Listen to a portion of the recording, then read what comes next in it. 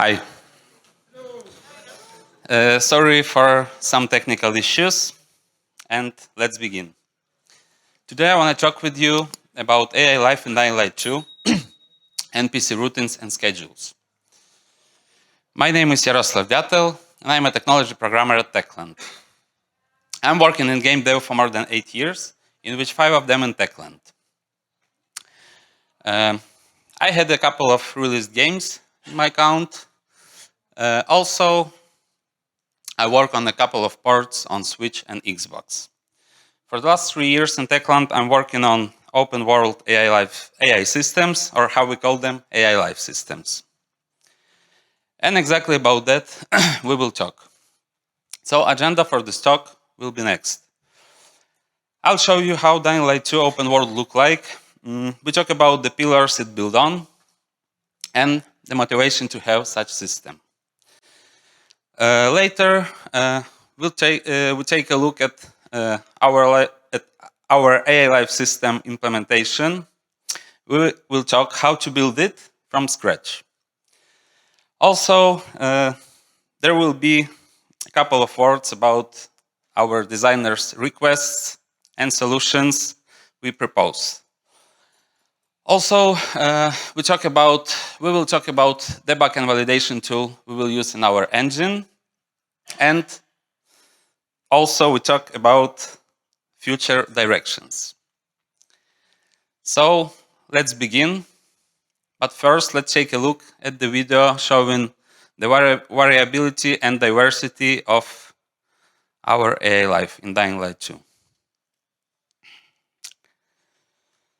So as you see, there are a lot of different AIs and scenes those AIs are involved in. In Dying Light 2, there are a lot of different humans and zombies archetypes that has their own schedules and routines. Our role as a programmer is to create such systems, as well as deliver the tools to work with such systems for the designers. And exactly about that we will talk. I show you how we build such system, what we use to build them, and how we manage to move the designer's intentions from their head to the game.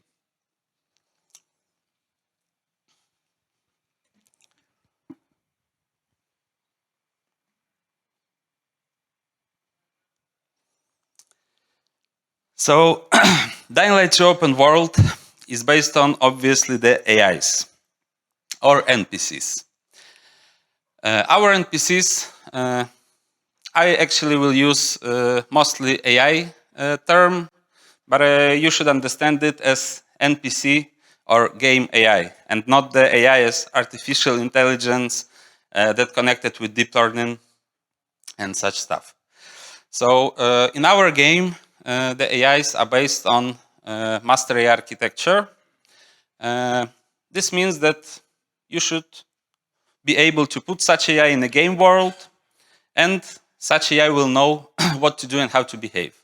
Also, we can extend our AI's behavior using the external systems, such as story or quest system.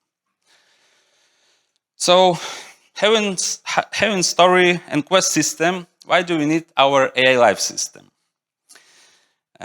Let's imagine that you need to hammer the nail. You can use a lot of stuff to do that, like tablet or so, but obviously the best thing to do this will be hammer. The same situation with AI life. Story system and quest system can script the AIs, but they obtain a full control over such AI or NPC. And from our perspective, and for open world setups, this is not the behavior we want to have.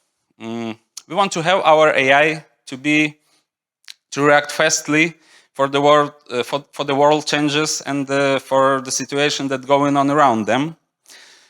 But as I said, the story system and quest system script our AI and have full control over them for obviously the story purposes. So the definitely it's not the best solution for our generic open world AIs. So we introduce our AI life system, and the main reason for have AI life system is to not script the AI and have a full control over AI, but just to suggest the action for our AIs. By the way, if you want to know more about our story and quest system, there is a great presentation about that, and you can find it under the code you see on the screen. So,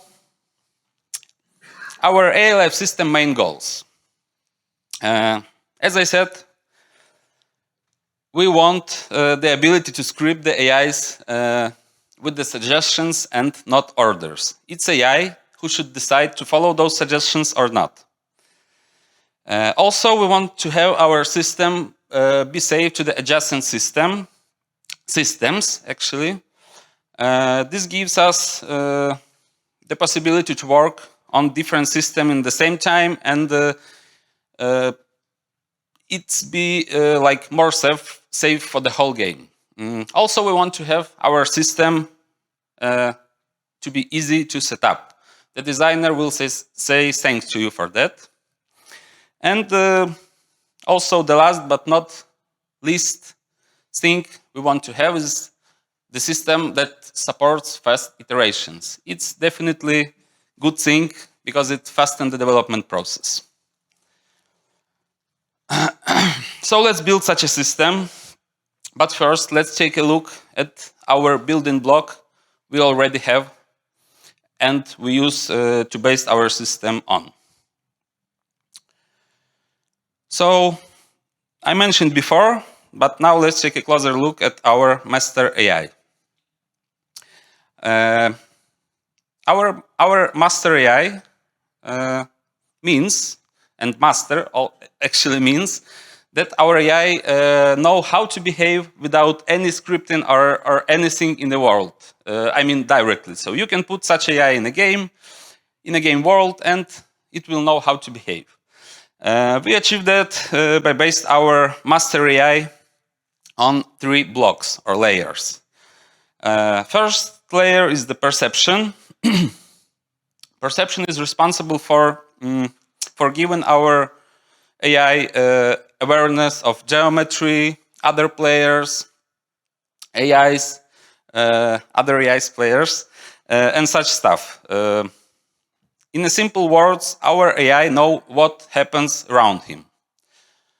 The next thing, next layer is the decision layer, and as the name suggests, this layer is responsible for our AI's decisions. Thanks to this AI, our AI know how to behave in any situation, and also thanks to this layer, our AI can read the suggestions from other systems, as a story or quest system, or maybe some other systems. And execution layer is responsible, as the name suggests, for execution the behaviors. Every AI in our game have generic behaviors such as idle, movement, attack, etc. And this NPC execute those behaviors based on previously perception and decision layers. To increase our master AI generic behaviors, we use scripted behaviors, or how we call them, behavior places. Behavior place is the place that execute custom behavior. It is location specific. It has tailored animation, and in those places AI can interact with the environment. To use it, our AI should get the request from other system or search the level for it. And you see here actually it's the GIF that shows the behavior place and the AI in it. There is a great presentation actually about behavior places done by my colleague Jacek Szymonek. He's probably somewhere here. Yeah, I see him. And you can check this presentation under the code on the screen. So I encourage you to do this. So having our master AI and behavior place, we're actually able to show countless animation possibilities for the player. And on this picture, you see there's some location, and I marked the places where I want to have the behaviors. So places where will be the behavior places, and I want our AI to run them. That's great, but how our AI will know what behavior place he needs to run? That's the question. And the answer for this question will be in a couple of slides. But first, let's break down our full schedule. Let's design a bit and break down our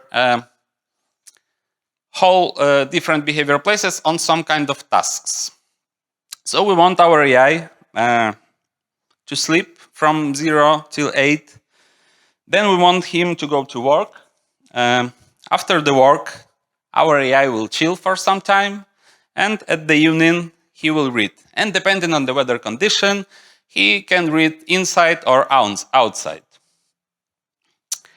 So having the behavior places, actually, we can do that, but our AI will not know what behavior place he needs to run. So our next step will be to create a system that connects the behavior places and AIs.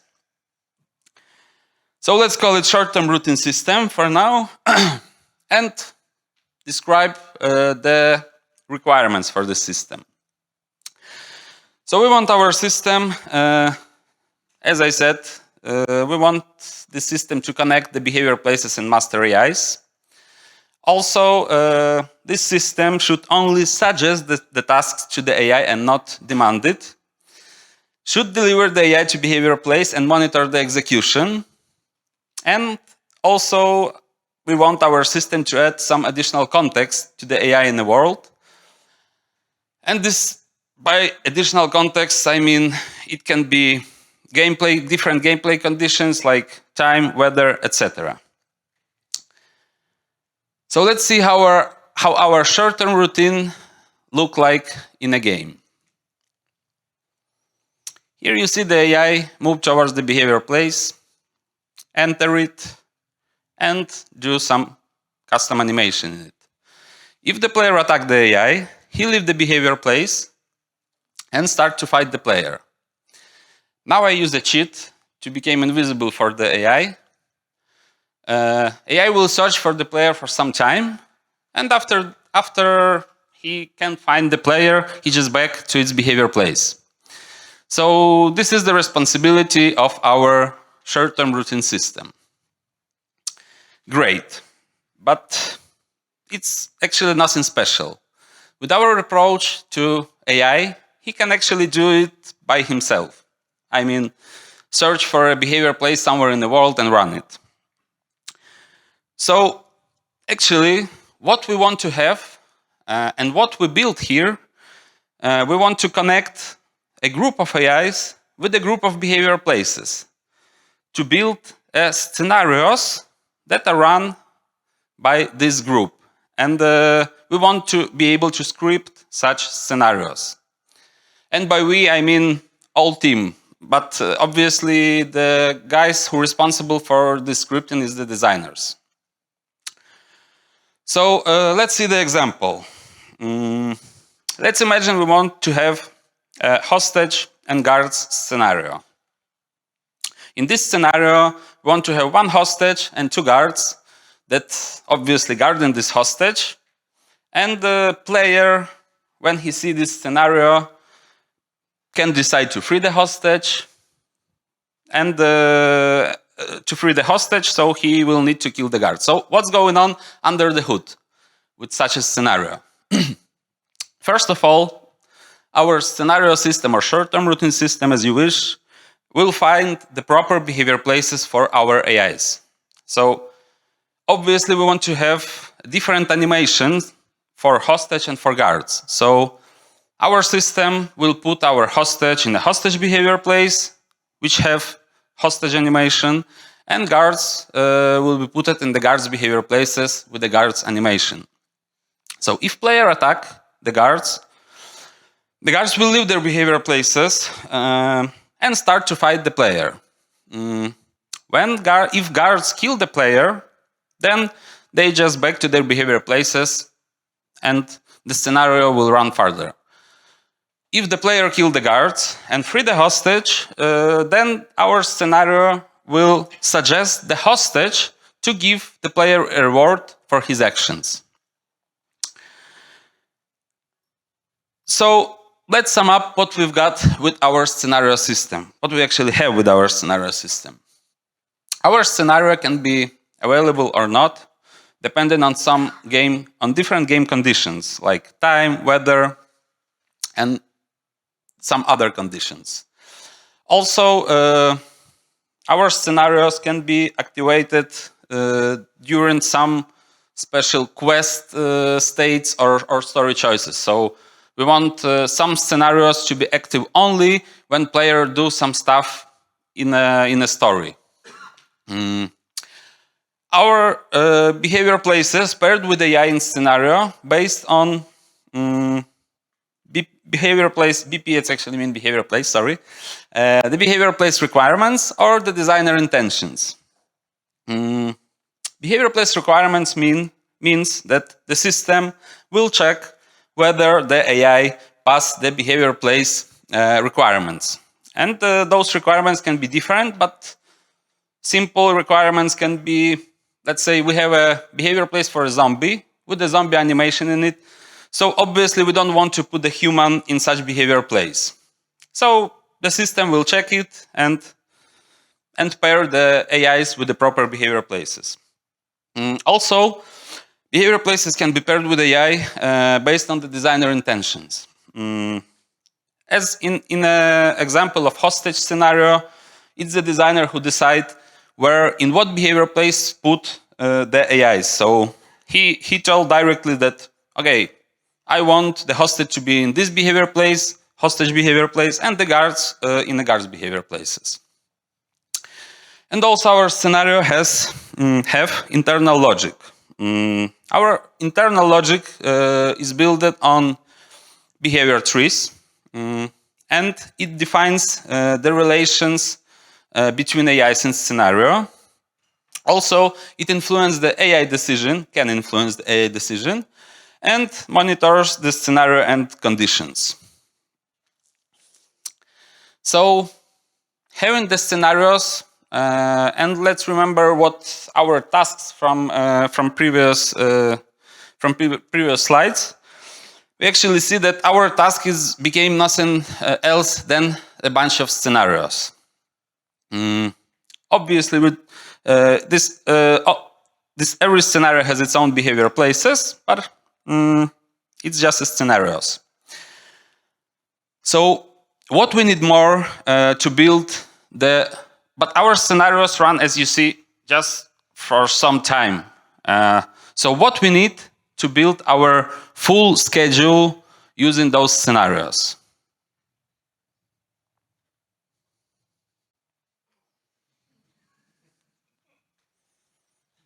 Okay. And also, other question, where we got the AI for such scenarios? Because we talk a lot about AIs, but where actually did we got them for our scenarios? So, here comes the long-term schedule. The long-term schedule is a system that binds all the scenarios we want to have in our schedule, and also it's responsible for delivering the AIs or NPCs for such schedule. The requirements for the systems are as follows. It should obviously provide the AIs for our scenarios. It should search and execute the scenarios, monitor the scenario execution state. So if, let's say, one scenario ends, then the system should search for other one. And if there is no scenarios, it just releases the AIs. After building such a system, here you can see the features of this system. So our long-term schedule system managing the scenarios and also can be active or not. Obviously, we don't want to have schedules that run somewhere when where player never see them. Let's say 500 meters from the player. So here came the distance activity condition that describe whether our schedule active or not. Also, our schedule can be activated from external system, such as our favorite story and quests. So we can actually, thanks to that, we can see, the player can see the different scenes depending on his choices. The AI spawn in a schedule, in a long-term schedule, also can be different. It can be strict and relaxed. Strict means that it's the designer who directly defines what should be spawned in such schedule. So, as in example of hostage and guards scenario, we want to have 3 AIs, 1 hostage and 2 guards. And relaxed spawn mean that the system will spawn the AIs from pool. So let's say we have a pool of 20 AIs, and we have a scenario with, I don't know, 5 behavior places. So such scenario can manage, maybe some of you will know how many AIs. Yeah, exactly. So we can spawn 5 AIs for such scenario from pool of 20 AIs. And each time we spawn them, they will be different.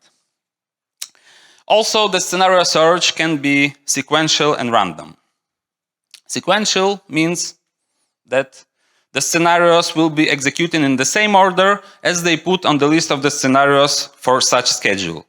And random, obviously, as the name suggests, means that those scenarios will be executed in random order.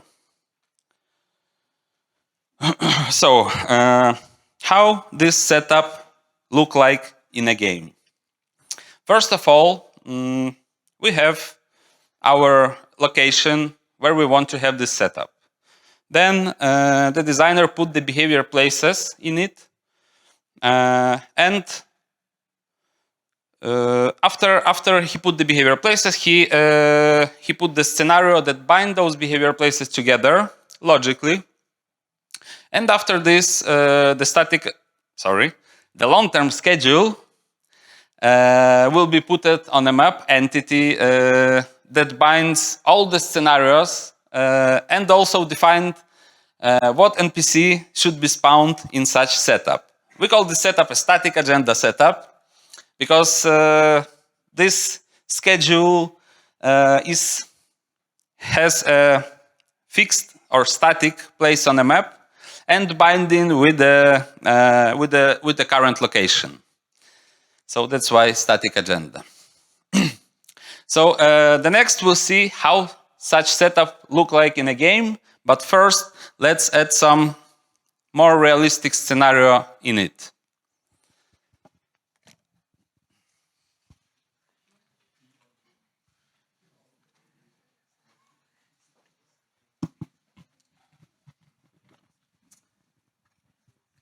Yeah. Now it's realistic enough. So let's see how it's look like.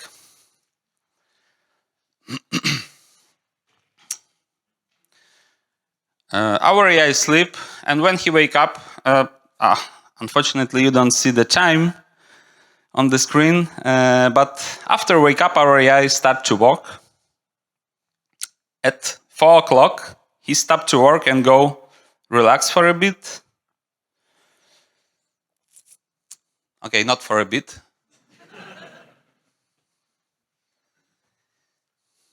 He definitely prefer to relax than to work.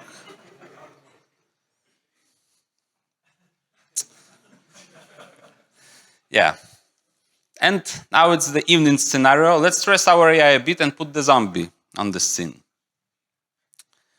Our AI leave the behavior place, fight the zombie, and after he kill it, he back to its behavior place. Now when the rain starts, I don't know you see the rain or not, our AI actually change the scenario and go under the roof to the scenario where we want him to go. And after the rain stops, our AI back to its scenario previously, and at the night he go to sleep. So on the next day, our AI will run the same schedule because this is how we want him to behave. Obviously, we can despawn our AI after the full schedule, but it's not our intention. We want him to run it infinitely. So, as a programmer, we think that our job is done here, but the designers think otherwise. So, let's move on to the requests and solutions section. Dying Light 2 is a big open world game that has a lot of different sizes, areas, and we want to be able to populate them fast, because having our static agenda setup everywhere in such a big game would be a ton of work for the designers. So they asking us to propose the solution for that gives them ability to fastly populate the areas with a lot of randomness, and also they want to have ability for fast iteration, because static agenda, as I said, binded with a specific place on the map. So if this place is changed, you need to change the setup, and it's like a lot of work. So having those requests, we built our fast random world population, or how we called them, the system, dynamic agenda system. And this system gives us the ability to not have the agendas on the map, only scenarios with the behavior places, and spawn the agendas dynamically. That's why we call the system dynamic agenda system. So here you can see the area that we want to populate with the AIs. The green dots the green dots is nothing else than scenarios with the behavior places. And on those scripts you see on the screen, it's actually the setup for this area. There is a plan for agendas we want to have in such area, and also there is a definition of what agendas should be spawned. We want to have here, in this example, we want to have two types of agendas. If you play Dying Light 2, you know that there are peacekeepers and survivors. So we want to have the agenda for peacekeepers and agendas for the survivors. So there will be 5 of survivors and 5 of peacekeepers that run their own scenarios. And also, this is everything in the script. I just explained for you what's going on there. And we want to have our survivors run the scenarios. I hope you see that this area actually divided for 2 halves. So we want our peacekeepers to run the scenarios on the one half and the survivors on the other half. And after 12 o'clock, they should change the scenarios. So if the survivors will be spawned on the left, after 12 o'clock they'll go to the right scenarios, and the peacekeepers otherwise. So let's see how it looks like in a game. When the player enters the area, our agendas spawned with the AIs. And you see on the left side, it's probably, you don't see nothing, but believe me that there are survivors on the left side and peacekeepers on the right side. So I change the time now. So after the noon, we see that our AIs change the sides. So peacekeepers go to the left side and survivors go to the right side. When players leave the area, the AIs will not despawn exactly at the same moment. The system should decide that those AIs are not relevant anymore, so only then they will be despawned. And if player enters the area one more time, we see that our AI spawned once more. And because of player enters the area after 12 o'clock, we have our survivor spawn on the right side and our peacekeeper spawn on the left side. So yeah, this is our dynamic agenda system. And also, main thing that I want to tell you here, that thanks to our setup in a script, we're actually able to change our population really fast without even closing the game, without restarting the game. So we just need to reload this, make changes in the script, reload the scripts, and by this we change the whole population of dynamic agendas in a game. Okay, but what if we need a precise routines like in static agenda setup, but in a different place on the map without any geometry?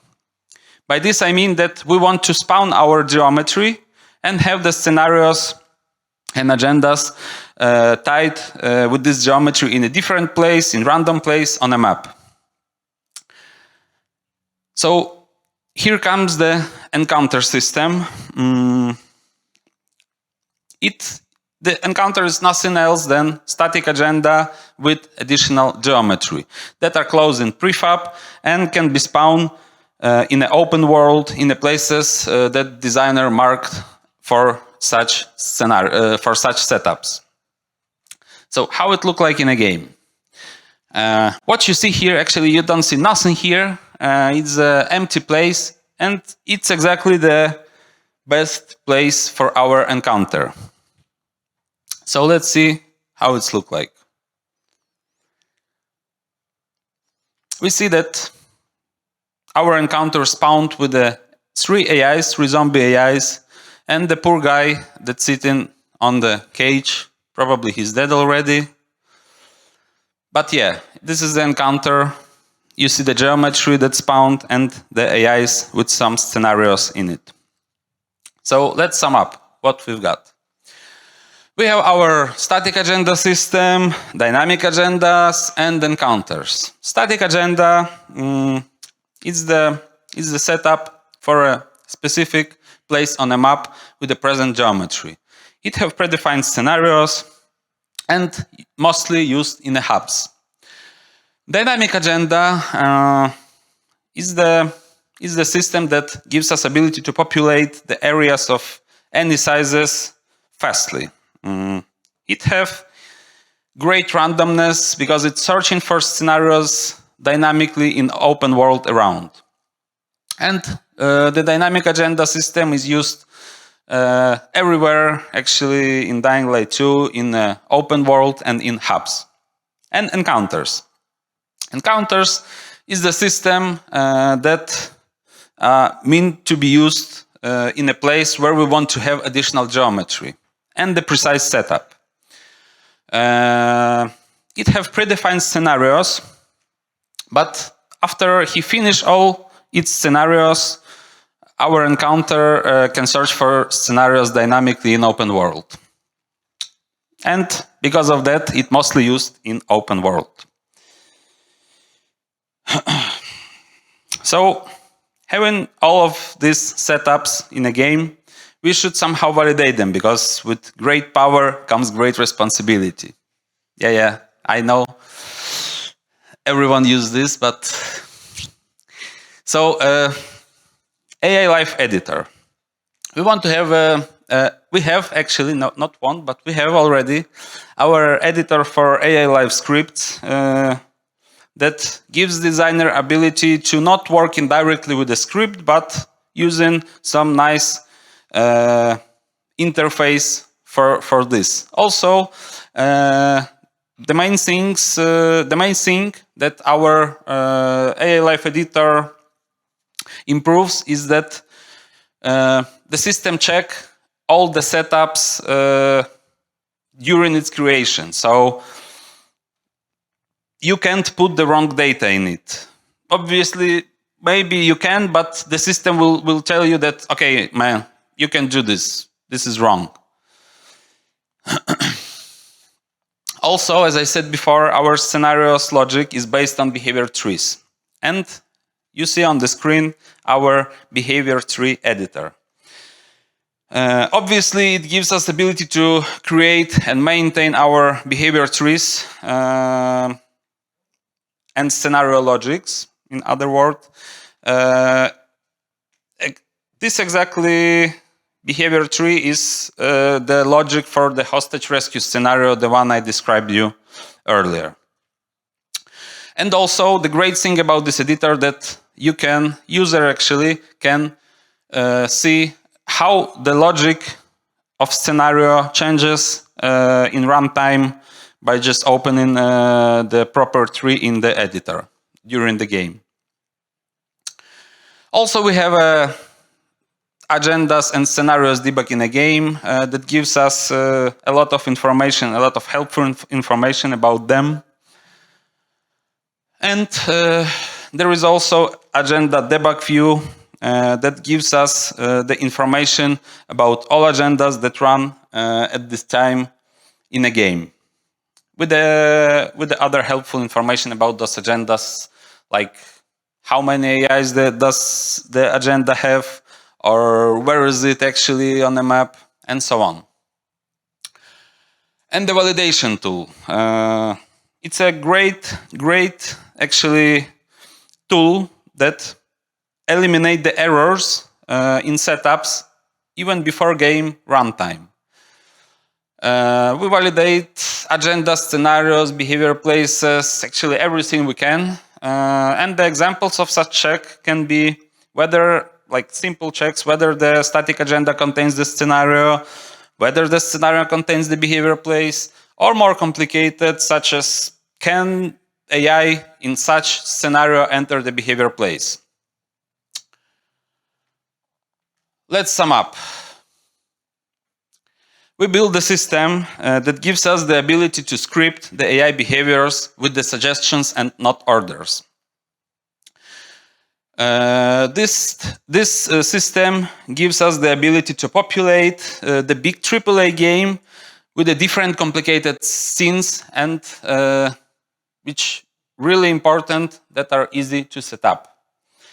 And also, the last but not least, that our setup, that those setups doesn't need the programmer's support. So the designer can actually work by itself on such setup and create his own setups alone or in his team and not involving the programmers in it. So future plans for our AI Life system. Now we're working on different encounters and dynamic agendas spawn algorithms. Also, we want to have, for our future games, we want to have even more complicated schedules and routines. So we're working on agendas merging that will combine different agendas and make even more complicated setups.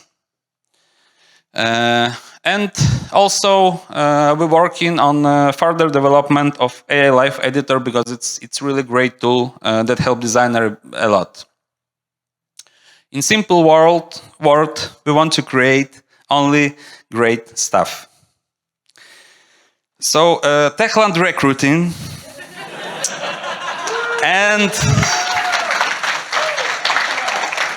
if you want to work, thanks, but I had like 3 minutes left, so I not wait for the applause end, and I just say that if you want to work on such a system, or maybe not, and want to build your own better ones, feel free to send us your CV, and see you on the Techland booth. And now it's time for your questions.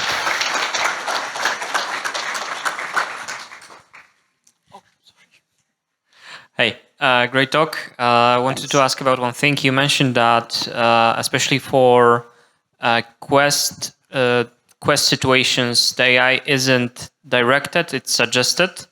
And I wondered, does this also apply for followers? And if yes, what kind of situations could happen for a follower to break out of the following behavior and start like combat behavior or something like this? Okay, thanks for the question. Actually, for quests and story, we want to have a full control over the AI. And this is actually the main reason why we built our AI system that only suggests and not order the AI some behaviors. So actually in quest and in story, we have a full control over the AI. So there is no chance the AI leave the behavior place by itself.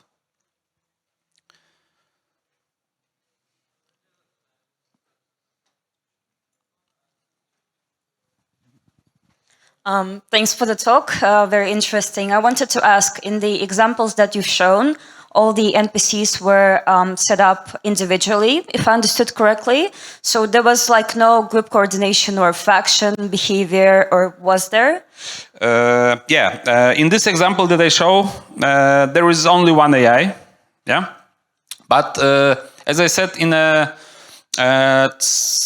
next slide, where I said about the group behaviors, so actually we are able to create the setup for a group of AIs.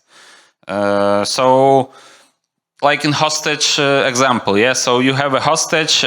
This is one scenario actually that I'm managing the 3 AIs. One of them is the hostage and 2 other is the guards.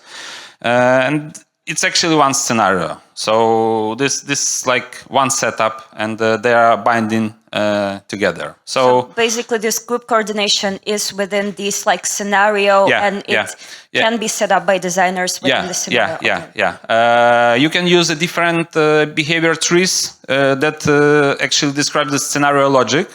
So you can have a lot of different logics, and the scenario is responsible for group behavior of AIs in one scenario. So yeah, you're able to do that if you want.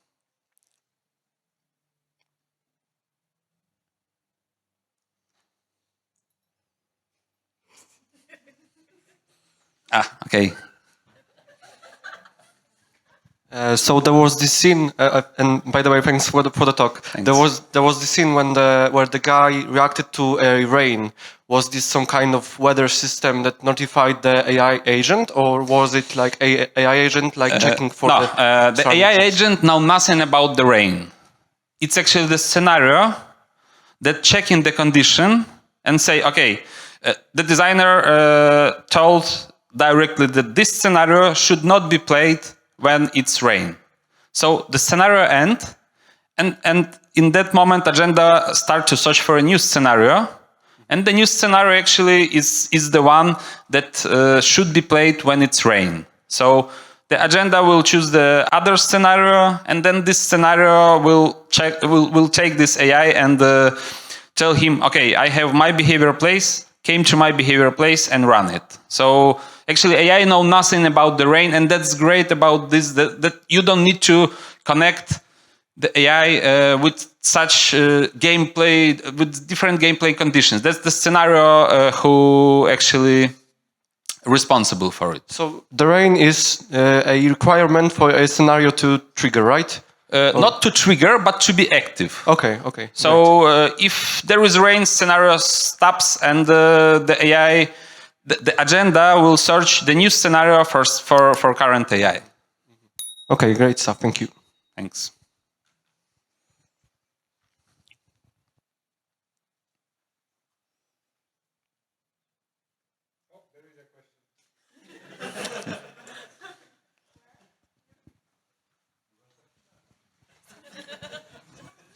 Thanks for the talk.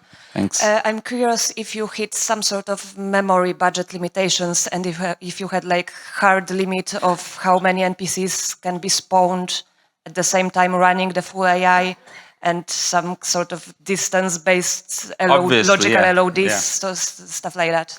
Yeah, obviously we have our budgets for how many AIs we can run in a game. I don't know, can I tell this or not? I ask in my director, okay? No, okay. Sorry, I can tell you the exact budget for our Dying Light 2 game, but yeah, we have some budget for AIs, and we can run more than some number, obviously. If you want to talk about that, we can talk at our booth, and maybe you will know exact numbers, or maybe not. I don't know. but I encourage you to come and talk with us about that. Thanks.